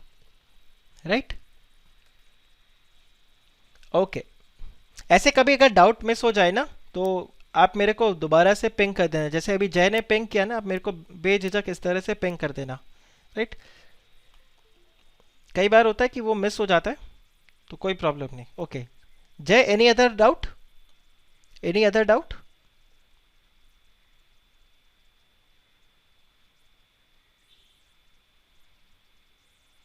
ओके, चलिए फिर आगे बढ़ते हैं। किसी और का कोई डाउट मिस हुआ है? Okay, doesn't seam so, at least इस चैट में फिलहाल मेरे को नहीं देखना। अगर किसी का कुछ मिस हुआ तो आप मुझे बता सकते हो। सो यहाँ पर दिया हुआ है that a company is what? It is an artificial person which is created by the process other than the natural birth, right? It is a legal, judicial person as it is created by the law. It is a person since it is clothed with all the rights of an individual, but ध्यान रखना not all the rights. फिर देखिए further, a company being a separate legal entity can own the property, have a bank account, raise loan, incur liability. Basically वो contract में enter कर सकता है, simple. A company can enter into the contract. It can also enter into contract with the members. So even members can contract with the company, correct? It can do everything which a natural person can do except, अब ये देखो, except it cannot be sent to jail. Company को oath लेने के लिए आप नहीं बोल सकते, कंपनी शादी नहीं कर सकता, company can not practice a profession, मतलब मैं ऐसा जय ऐसा नहीं कर सकता कि सीए का डिग्री ले ले और कंपनी को वो डिग्री दे दे और आज से बोले जय लिमिटेड इज अ प्रोफेशनल। वो क्योंकि professional is done to be, profession is done to be by the practised by a natural person only. So यहाँ पर ये दिया हुआ है। So in its sense a legal person, it is a legal person in its own sense, but it is not a complete natural person. तो सारे rights उसको नहीं मिलते। जैसे मैंने एक और आपको बताया, it cannot vote, right? So as the company is an artificial person, it can only act through its human agency, और कंपनी में इसको कौन चलाते हैं? कंपनी के directors. So the directors cannot control the affairs of the company, right? And the directors acts as its agency, but they are not the agents of the members of the company. वो as agency काम करते हैं लेकिन वो agent नहीं होते, right? The directors can either through own और through its common seal authenticate all the formal acts. तो बेसिकली डायरेक्टर्स क्या करते हैं? डायरेक्टर्स खुद जाकर कॉन्ट्रैक्ट्स में साइन कर देते हैं। तो किसी डायरेक्टर ने अगर साइन कर दिया तो वो कॉन्ट्रैक्ट क्या माना जाएगा? वैलिड माना जाएगा, और वो कंपनी को बेसिकली बाइंड कर देगा, जो भी यहाँ पर रहेगा। So company is a artificial judicial person. फिर आप देखिए कंपनी का कॉमन सील होता है। अभी कॉमन सील का क्या प्रोविजन है, देखो मैं आपको बताता हूँ। पहले के ज़माने में कॉमन सील आपने कई बार अपने आंसर कॉपी में देखा होगा, जैसे वो मुंबई यूनिवर्सिटी का एक मार्क रहता है आपके आंसर कॉपी में, जो आपको एग्जाम में आंसर कॉपी मिलता है। अभी जैसे आप सीए का एग्ज़ाम दोगे तो वहाँ पर ऐसे ICAI का एक मार्क आपको मिलेगा, कॉमन सील। वो ऐसे इस तरह से रहता है, जैसे होल किया हुआ, आपने देखा? कोई प्रॉब्लम नहीं, आप जब सीए का एग्जाम दोगे तो देखना आपके आंसर कॉपी के ऊपर इस तरह से मार्क आपको मिलेगा, ठीक है? तो आप देखो ये कॉमन सील का बात हो रहा है, राइट? तो कॉमन सील क्या होता है? बेसिकली ये सील एफिक्स हो गया, मतलब कंपनी ने उसको क्या कर दिया है? साइन। तो क्योंकि कंपनी खुद साइन नहीं कर सकता, तो देखो कंपनी को किसी अग्रीमेंट में अगर एंटर करना है तो दो तरीका है, या तो कंपनी के जो डायरेक्टर्स है वो जाकर कंपनी के बिहाफ पे साइन कर दे, या फिर कंपनी का कॉमन सील जो होगा वो एफिक्स कर दिया जाएगा, तो ये काम हो जाएगा, राइट? अब ये जो कॉमन सील है इसको मैंडेटरी, पहले मैंडेटरी था, अब ये मैंडेटरी नहीं था। कॉमन सील अब मैंडेटरी नहीं था, क्योंकि आज के डेट में देखो जो भी अग्रीमेंट्स वगैरह होते हैं वो सब क्या होते हैं? इलेक्ट्रॉनिकली साइन होता है, राइट? तो आज की डेट में कंपनीज एक्ट में ये मैंडेटरी नहीं। So the companies amendment act 2015 ये क्या करता है? ये ओमिट कर दिया कॉमन सील को, तो अब ये मैंडेटरी नहीं रहा, ये मैंडेटरी नहीं रहा, क्योंकि आप देखो this the rationale for this amendment is that common seal is seen as relic of the medieval times, तो पुराने वाले टाइम पे, ठीक है? तो आज के डेट में मैंडेटरी नहीं है, लेकिन अगर किसी कंपनी का कंपनी सील है, अगर किसी कंपनी का कंपनी सील है तो उसका ऑथराइजेशन कौन करेगा? कोई भी दो डायरेक्टर्स कर सकते हैं, या फिर एक director and a company secretary, जहां पर भी कंपनी ने कंपनी सेक्रेटरी को अपॉइंट करके रखा हुआ है। आप बताइए, इज दिस क्लियर? यहां तक कंपनी के फीचर्स तक, कंपनी के फीचर्स तक क्लियर? ओके, अब आगे देखो, यहां पर एक कॉन्सेप्ट आ जाता है कॉर्पोरेट व्हील का, राइट? कॉर्पोरेट व्हील का आप मुझे बताओ, कॉन्सेंट्रेट कर पा रहे हो ना अब आराम से? Are you able to concentrate well? चलो, उज्जवल ने हाँ किया, नेमिन ने भी हाँ किया, हर्ष, चलो ठीक है, फिर फ्लो में है तो कंटिन्यू रखते हैं इसको। फिर आप यहाँ पे चेक करो, हम बात करते हैं कॉर्पोरेट व्हील का। तो कॉर्पोरेट व्हील, व्हील का क्या मतलब होता है? पर्दा, ठीक है, कर्टेन। तो देखो वैसे तो कंपनी और कंपनी के शेयर होल्डर दोनों क्या है? अलग अलग है, इनके बीच में एक पर्दा लगा हुआ है, ठीक है? कुछ सिचुएशंस ऐसे होंगे जब ये पर्दे को हटाया जाएगा। तो हम पहले समझते हैं कि ये पर्दे का क्या सिग्निफिकेंस है और फिर हम देखेंगे ये पर्दा कब कब हटेगा। तो आप देखो corporate veil. So corporate veil refers to a legal concept whereby the company is identified separate from the members of the company. तो अभी अभी जो आपने यहाँ पर देखा था सेपरेट लीगल एंटिटी, ये कॉन्सेप्ट कॉर्पोरेट व्हील में आता है। So the term corporate veil refers to the concept that members of the company are shielded from the liability connected to the company's action. तो सेपरेट लीगल एंटिटी में हमने ये भी check किया था that the liability of members is different from the liability of the company, they both are different, right. तो यहाँ पर वही बताया हुआ है। Then if the company incurs any debt or contravenes any law, the corporate will concept implies that the member should not be liable for those errors. So company और members दोनों के liabilities अलग हो गए, तो company के कोई भी problem पे, मतलब कोई भी error पे members liable नहीं होकर members के कोई भी action पे company liable नहीं रहेगा. So in other words, they enjoy the corporate insulation, right? So thus the company, the shareholders are protected from the acts of the company. आप check करो, Jet Airways अभी बंद हो गया, राइट आप चेक करो जेट एयरवेज बंद हो गया। आप मुझे बताओ क्या जेट एयरवेज के शेयर होल्डर्स को बोला जा सकता है आप सारे के सारे पैसे निकालो, बैंक्स का जो भी लोन है वो आप पे करो? Answer is no.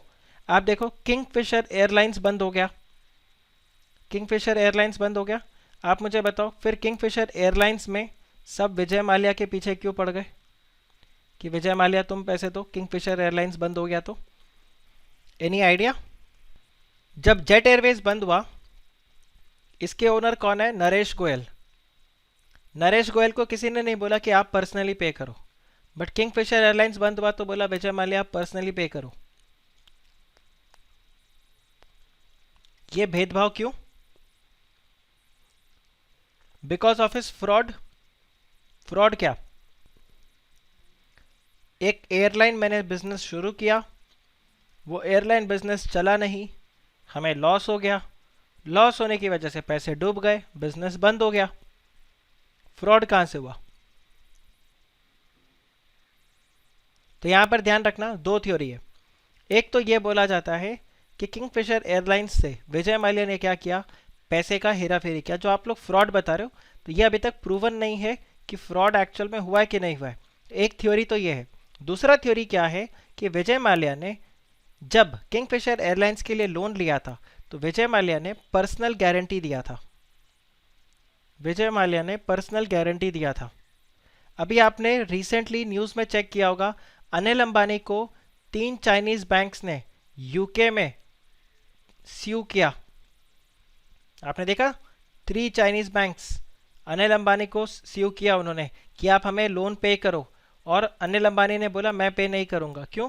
बोला क्योंकि ये 3 चाइनीज बैंक्स ने क्या किया था? रिलायंस कम्युनिकेशन को लोन दिया था, और क्योंकि रिलायंस कम्युनिकेशन अभी बंद हो गया तो Anil Ambani is personally liable. तो अनिल अंबानी ने क्या बोला? आई एम नॉट, बिकॉज मैंने कोई पर्सनल गारंटी नहीं दिया था इन लोन के अगेंस्ट।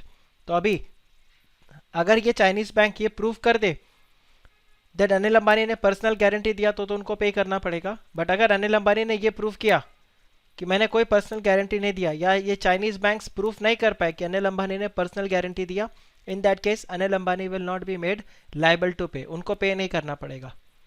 ये बताओ, this is clear, right? So ये आपके पास कॉर्पोरेट व्हील आता है। अब देखो ये एक बहुत ही कॉमन केस है, एग्जाम में आपको पक्का मिलेगा, सैलोमन वर्सेस सैलोमन का केस। वहां पहले बार कुछ अननोइंग अच्छा काम किया। यस तो वही अभी बीच में जो मीम बन रहा था वो यही था कि असली देशभक्त कौन है? अनिल अंबानी, जिसने चाइनीज का पैसा खा गया, चाइनीज लोगों का पैसा खा गया और आराम से बैठा है, राइट? असली देशभक्त वो है, राइट? सो चलिए जोक्स अपार्ट, अब देखो ये सैलोमन वर्सेस सैलोमन का एक केस है, बहुत ही फेमस केस है ये। शायद ही कंपनी लॉ का कोई स्टूडेंट होगा जिसने ये केस को नहीं पढ़ा होगा। और आप देखिए सैलोमन वर्सेस सैलोमन वाले केस में क्या था। आप एक सिंपल एग्जांपल देखो, एक है मिस्टर सैलोमन, ठीक है, ये एक इंडिविजुअल है और इनका एक सोल प्रोपराइटर बिजनेस था, ठीक, और ये सोल प्रोपराइटर बिजनेस अच्छा खासा चल रहा था, और ये सोल प्रोप्राइटर बिजनेस जैसे जैसे चलता था ये काफ़ी लोगों के साथ ट्रेड करते थे, तो there were lot of creditors of the company जो क्या करते थे, इनको सामान बेचते थे। नहीं होता नॉर्मल जो बिजनेस में रहता है, आप उधार में एक बार सामान लेकर जाते हो, बाद में आप धीरे धीरे पेमेंट करते रहते हो, करेक्ट, कस्टमर लोगों से पेमेंट आता है। तो ये बहुत सारे क्रेडिटर्स थे जो सैलमन के साथ डील करते थे। अभी हुआ क्या, मिस्टर सैलमन ने ये सोल प्रोप्राइटरशिप बिजनेस को, इसको कन्वर्ट कर दिया किसमें, कंपनी में। This is converted into a company. But जैसे मिस्टर सैलमन पहले ट्रेड करते थे, वैसे ही मिस्टर सैलमन इन क्रेडिटर्स के साथ बाद में भी ट्रेड करने लगे। अब जब मिस्टर सैलमन ने इसको कन्वर्ट किया कंपनी में, तो आप देखो उन्होंने क्या किया, जो भी सोल प्रोप्राइटर में बिजनेस में उनका कैपिटल लगा हुआ था, इस कैपिटल को उन्होंने कन्वर्ट कर दिया किसके अंदर, शेयर्स में, राइट।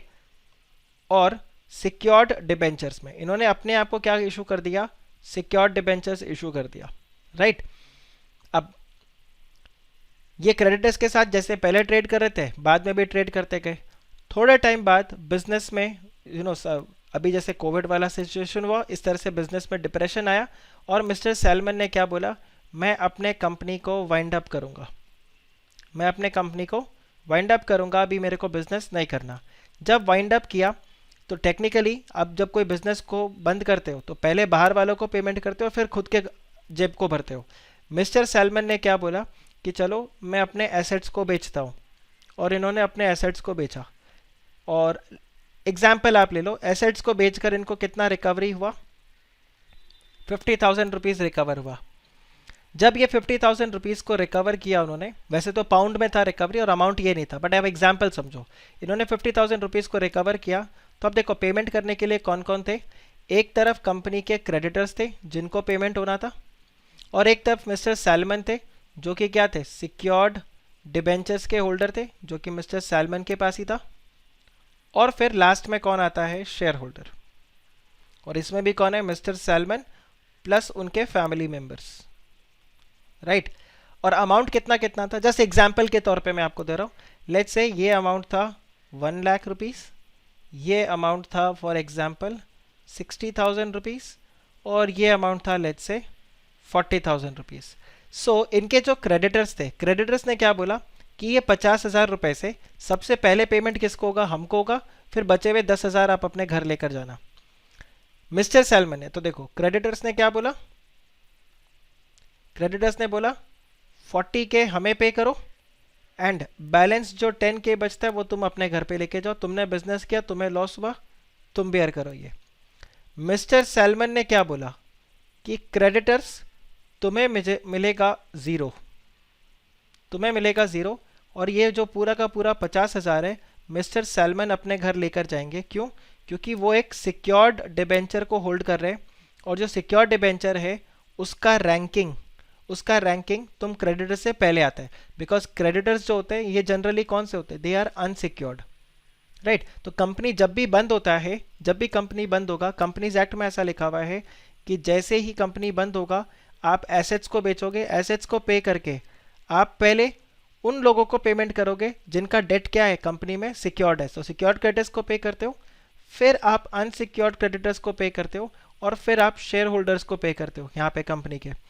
तो मिस्टर सैलमन ने क्या बोला कि देखो सिक्योर्ड डिबेंचर्स मेरे पास है, तो सबसे पहले हायरार्की में तो मैं फॉल करता हूँ, पहले पैसा मेरे को मिलेगा, मेरे पास से अगर कुछ पैसे बचे तो आपको मिलेगा। और आप देखो यहाँ पर मिस्टर सैलमन का सिक्योर्ड डिबेंचर्स का अमाउंट कितना था, 60,000, और आप देखो एसेट्स कितने रिकवर हुए, 50। तो वो बोलते मेरा ही पूरा पैसा नहीं मिल रहा तो मैं आपको क्या दूंगा।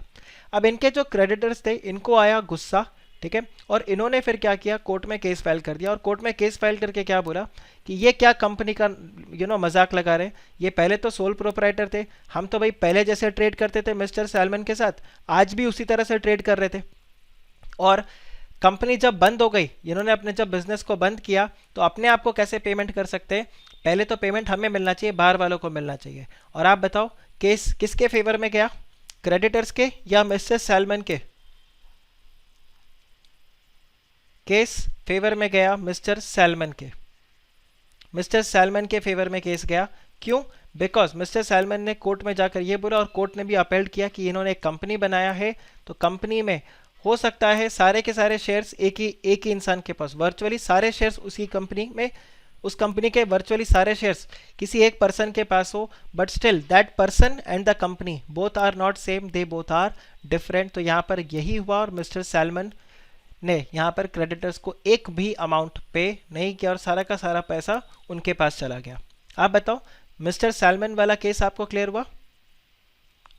ऋतिक हम बात करेंगे उसके बारे में, अभी जो कॉन्सेप्ट आया नहीं उसके बारे में अपन दिमाग ही नहीं लगाते, जितना जितना अपने को पता है step by step, right?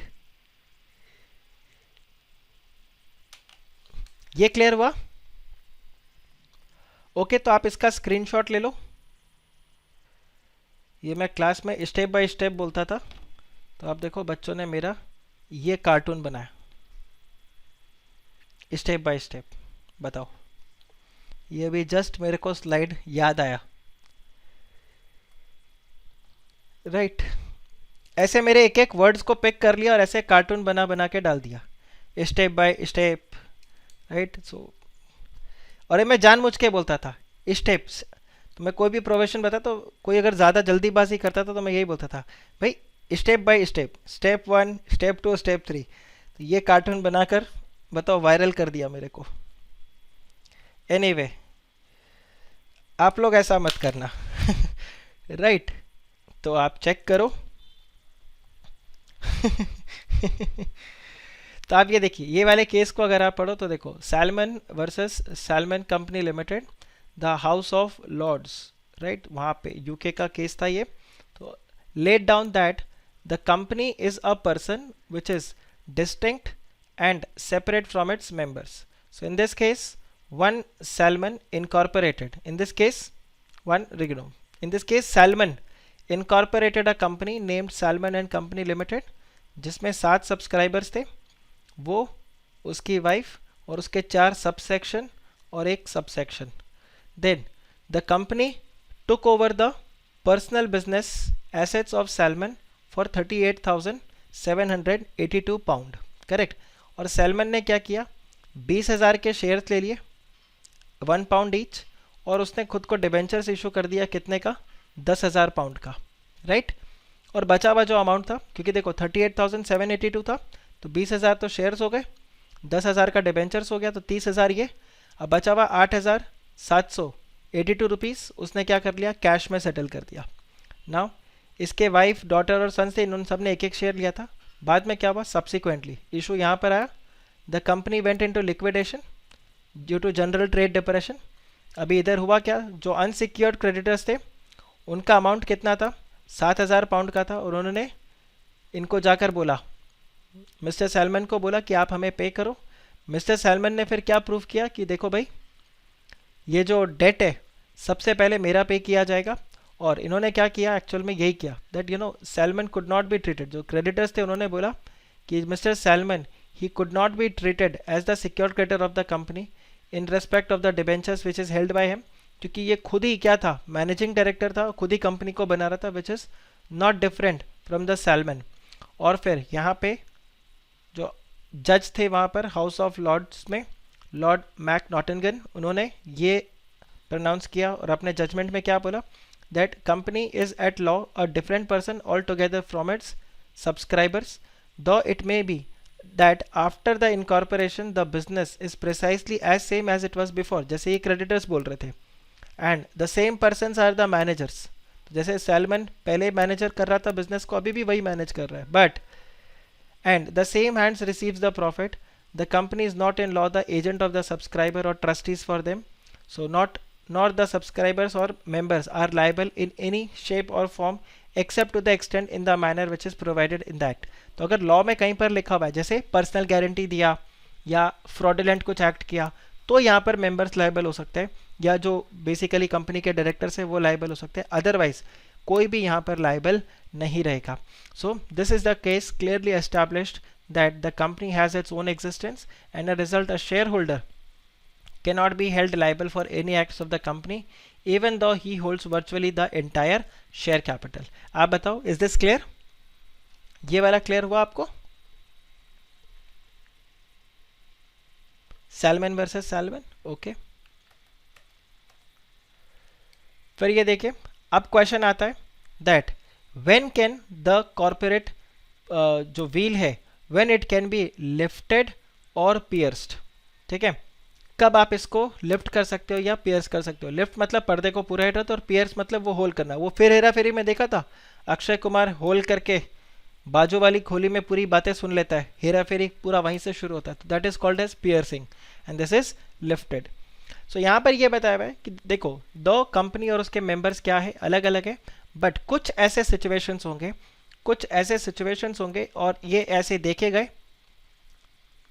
Through various judicial pronouncement, जहाँ पर क्या बोला गया कि यार ये जो कंपनी है और जो मेंबर है, या लेट्स से कंपनी है और इसके जो डायरेक्टर्स हैं, ये दोनों अलग अलग नहीं है, ये सब एक ही है।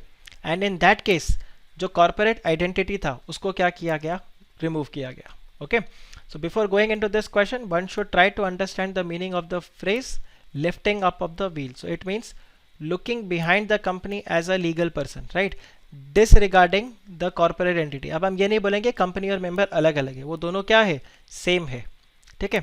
तो आप देखो इसी को ही हम क्या बोलते थे, lifting up of the corporate wheel. अब देखो ये वाला सिनेरियो, ये जो बेसिकली प्रोफेसर है, ये प्रोफेसर क्या करने की कोशिश कर रहे हैं, he is trying to lift the corporate veil, कि भाई बोल तो चतुर रहा है लेकिन शब्द मेरे हैं। तो सेम वे कोई भी अगर एक्शंस है, actions are done by the company, ठीक है, कंपनी के नाम पे हो रहा है, बट एक्चुअली उन एक्शंस को कौन कर रहा है, उन एक्शंस को कंपनी के डायरेक्टर्स या मेंबर्स कर रहे हैं। टेक फॉर एग्जांपल, कंपनी ने कोई फ्रॉड किया, कंपनी ने किसी के साथ फ्रॉड किया। अब आप मुझे बताओ, क्या आप ये बोलोगे कंपनी ने फ्रॉड किया, क्या आप ये बोलोगे कंपनी ने फ्रॉड किया? Answer is no. यहाँ पर फ्रॉड किसने किया, फ्रॉड कंपनी के डायरेक्टर्स ने किया, या किसी पर्टिकुलर डायरेक्टर ने किया जिसने उस अग्रीमेंट में साइन किया। तो आपको ये ध्यान रखना है। तो ऐसे सिनेरियो में हम बोलते हैं that the corporate wheel would be lifted, where we will say that members and directors and the company they all are what, same। तो हम यहाँ पर अब एक एक करके सिचुएशंस को देखते हैं। तो पहला सिचुएशन यहाँ पर जो दिया हुआ है वो क्या है, to determine the character of the company, correct, और to find out whether the company is the friend और the company is enemy. Classic example in this, आप मुझे एक बात बताओ, अभी जैसे इंडिया चाइना का सिचुएशन होकर रखा हुआ है, या लेट्स से इंडिया और पाकिस्तान के बीच में वॉर हो गया फॉर एग्जांपल, और हमारे ट्रेड रिलेशंस नहीं है वहाँ पे। नाउ इन दिस केस एक इंडिया की कंपनी है, ठीक है, there is an Indian company, ये इंडियन कंपनी किसी और इंडियन कंपनी के साथ काम कर रहा है, या लेट्स से किसी और कंपनी के साथ ये डील कर रहा है। लेट्स से ये कंपनी कहाँ पर है, फॉर एग्जांपल यूएसए में। ये इंडियन कंपनी किसी और कंपनी के साथ काम कर रहा है, लेट्स से ये यूएस की कंपनी है, या लेट्स से ये इंडिया की कंपनी है, ये यूके की कंपनी है, ये जापान की कंपनी, कोई भी company, but this is not in China, but definitely not in China, right. But ये जो दूसरी कंपनी है, ये कंपनी के ओनर्स कौन है, ये कंपनी के ओनर्स हैं चाइनीज, ठीक है, ये कंपनी के ओनर्स कौन है, चाइनीज। तो इस कंपनी के जो मेंबर्स हैं वो कौन है, चाइनीज। तो आप मुझे बताओ, क्या आप तब भी इसको एक अमेरिकन कंपनी बोलोगे, या तब भी इसको एक इंडियन कंपनी बोलोगे, या तब भी इसको एक ब्रिटिश कंपनी बोलोगे, या जापानीज कंपनी बोलोगे? Is this another company? Law इस तरह से पास हुआ है कि कोई भी इंडियन कंपनी किसी चाइनीज कंपनी के साथ ट्रेड नहीं करेगा। बट आप यहाँ पे चेक करो, ये company A let's say company B के साथ क्या कर रहा है, ट्रेड कर रहा है, करेक्ट। कंपनी ए कंपनी बी के साथ ट्रेड कर रहा है, जो कि कहाँ पर इनकॉर्पोरेट है, लेट्स से अमेरिका में है, इंडिया में ही है, या यूके में है, या जापान में है। बट ये जो कंपनी है जो कि यूएस में है, इसके रियल ओनर्स कौन है, इसके रियल ओनर्स चाइनीज है।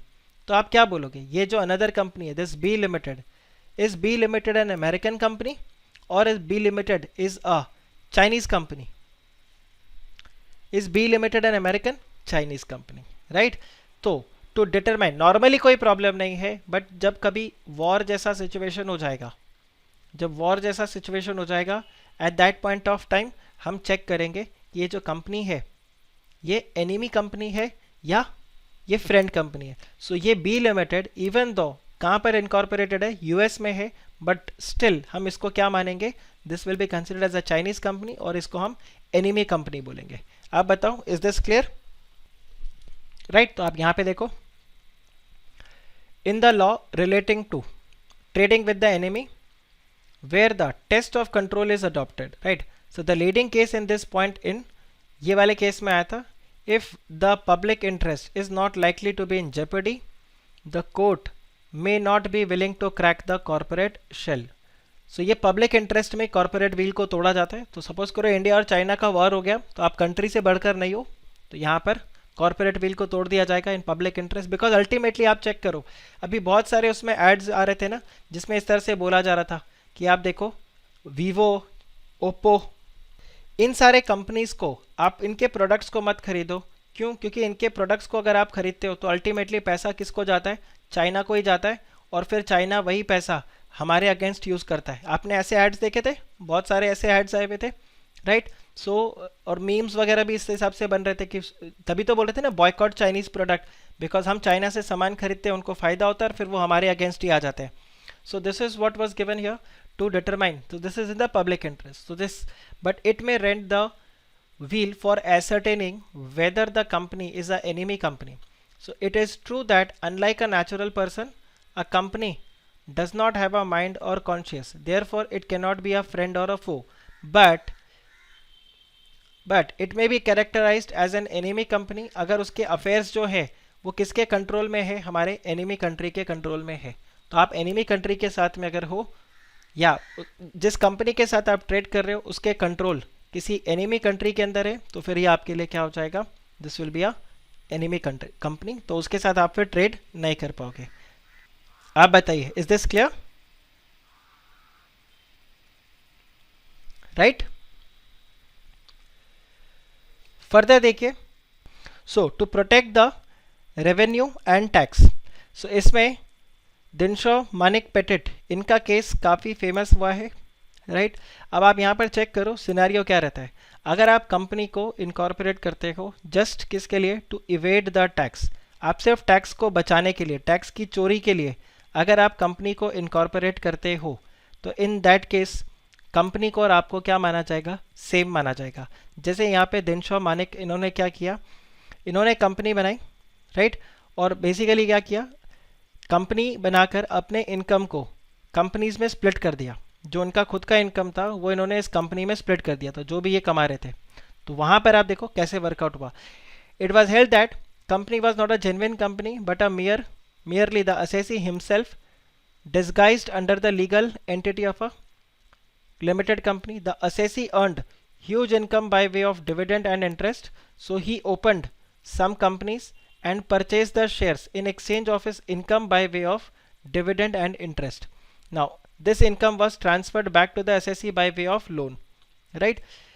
Now the court decided that these private companies were sham and a corporate wheel was lifted to decide the real owner of the company. तो आप सोचो, दिनशो मानिक जी कंपनी के शेयर्स खरीदते, ठीक है, और कंपनी क्या करता है, यही लोन बनाकर इनको दे देता है, राइट. तो आप सोचो इधर से पैसा जा रहा है, वापस से पैसा इधर ही आ रहा है.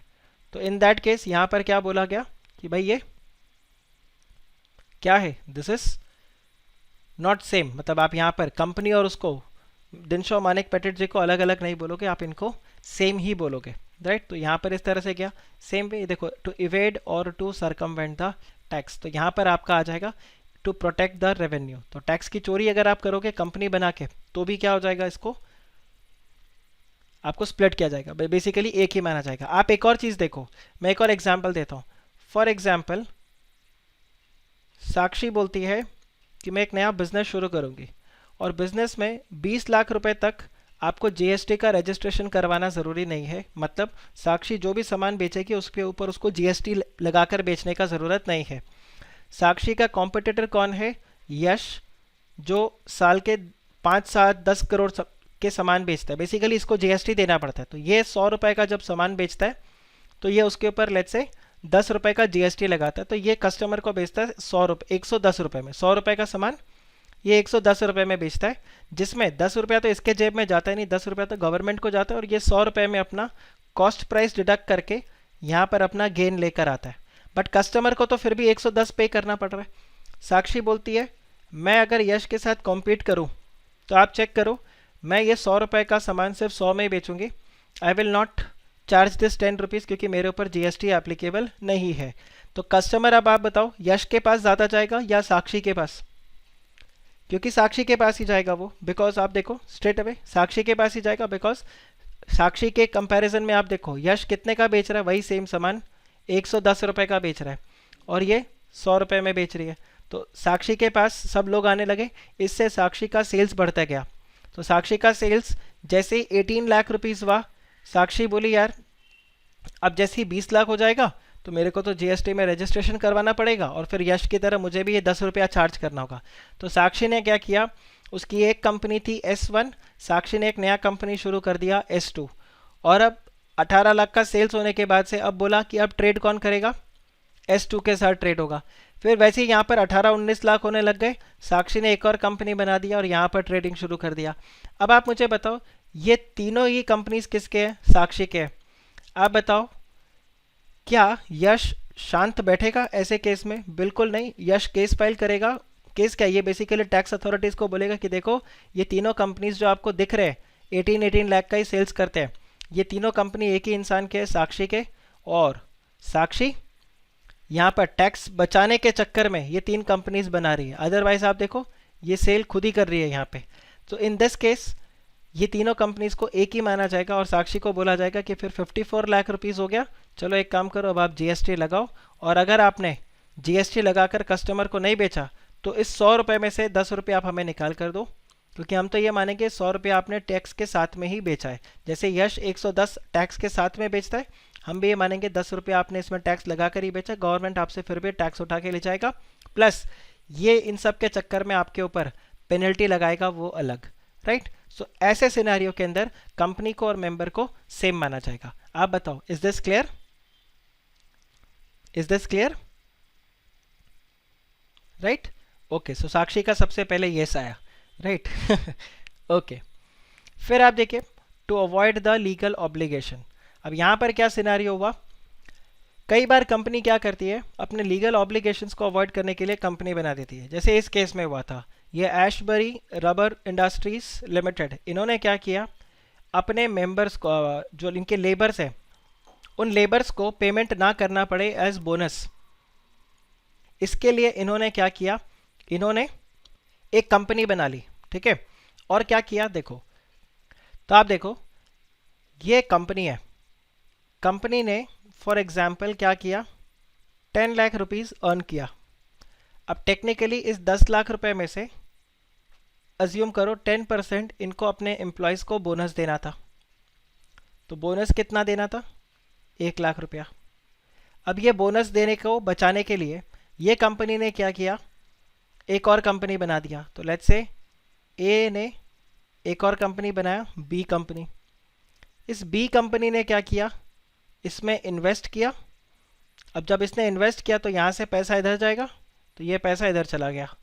ये पैसा इधर जाने की वजह से ये 10 लाख का जो अमाउंट था, लेट्स से ये गिर कर कितना हो गया, only 1 lakh rupees. Just example दे रहा हूँ मैं आपको, ये 1 लाख हो गया। अब लेबर्स को तो आपको अभी भी क्या करना है, 10% ही बोनस देना है आपके प्रॉफिट्स का। तो आप ये देखो 10 लाख का 10%, 1 लाख हो रहा था, इन्होंने क्या कर दिया, प्रॉफिट को गिरा दिया 1 लाख पे, और बोला 10% बोनस, चलो आप 10,000 रुपये लेकर चले जाओ। अब ऑब्वियस सा बात है, अगर आपको 1 लाख रुपए मिलने थे, उसकी जगह आपको सिर्फ 10,000 मिल रहे हैं, तो जाहिर सी बात है किसी को भी गुस्सा आएगा, राइट। तो अब इन्होंने क्या कर दिया, इन्होंने जो वर्कर्स थे उन्होंने केस फाइल कर दिया, और उन्होंने क्या बोला कि भाई ये जो 10 लाख का प्रॉफिट 1 लाख हो रहा है वो इसकी वजह से हो रहा है, क्योंकि इन्होंने क्या किया, एक शैम कंपनी बनाया, ठीक है, वर्ड इज शैम। इन्होंने एक शैम कंपनी बनाया, इन्होंने एक बोगी कंपनी यहाँ पर बना के रखा है, उसमें से बस खाली क्या कर रहे हैं, प्रॉफिट को इधर शिफ्ट कर रहे हैं ताकि इनको बोनस कम देना पड़े। और कोर्ट ने फिर बाकायदा जाकर चेक किया कि ये बी कंपनी क्या था, तो उन्होंने को जब पता चला तो ये था कि जो बी कंपनी है इसका सिर्फ एक ही काम था, क्या, कि ए कंपनी में इन्वेस्ट करेगा और यहाँ से वो पैसा लेगा।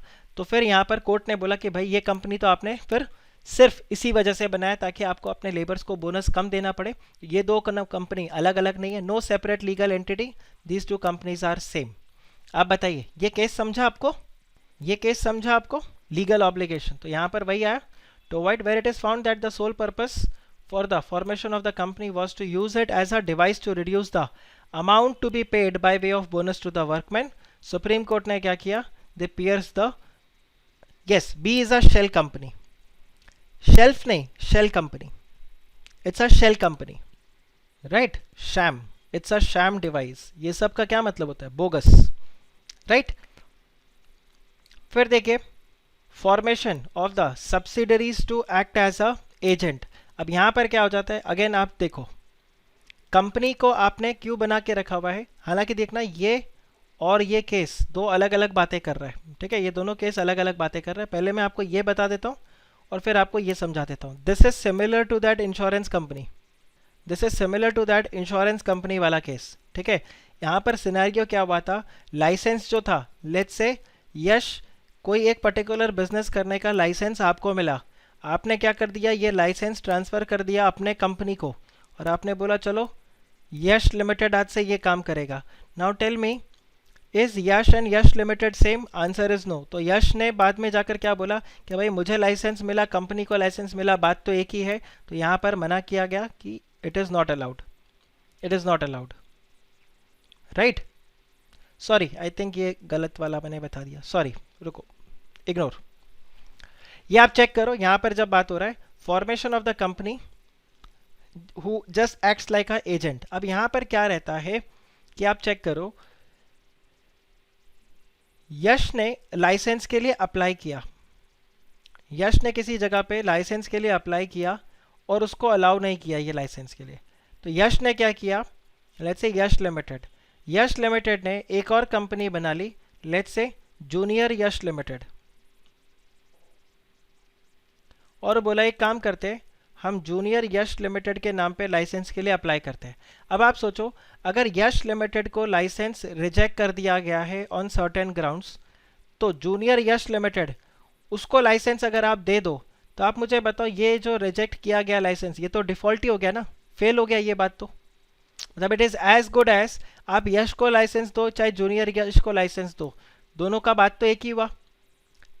वैसे देखा जाए तो सेपरेट लीगल एंटिटी, तो जो लाइसेंस गिविंग अथॉरिटी था उसको यश जाकर बोलेगा देखो मैं अलग हूँ, मेरा ये जूनियर यश कंपनी अलग है, आप दोनों को एक नहीं मान सकते, सेपरेट लीगल एंटिटी।